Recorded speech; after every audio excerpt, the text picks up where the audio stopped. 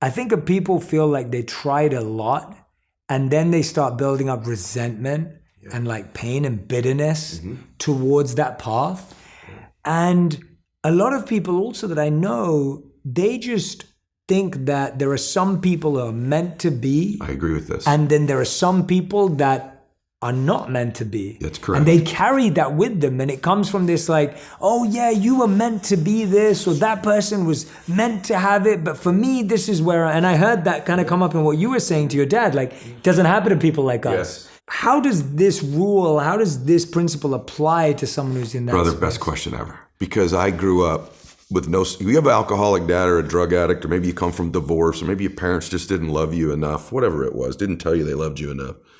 It's hard to have self-confidence. Yeah. I was a little guy, I got bullied in school, and and even at this age now, bro, I if I'm being completely honest, self-confidence, we all teach that it's, part of keeping the promises you make to yourself. But what if you raise the standard a little higher?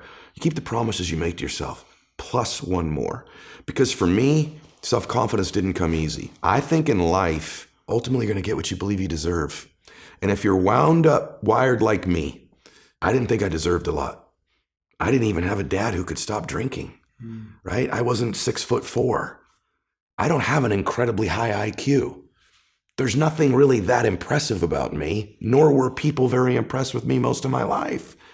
So that was my pattern. That was my history. That was my memory. And so I could wait around until I developed tremendous self-confidence, or I could begin to do things every day that were small. They're not major.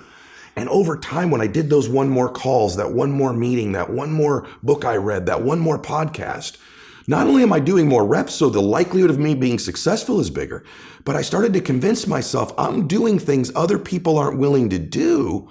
Maybe I deserve things other people aren't going to get. And slowly but surely, I started to convince myself I did deserve it based on what I was doing, not necessarily the caliber of my talent. Yeah. And that was the difference.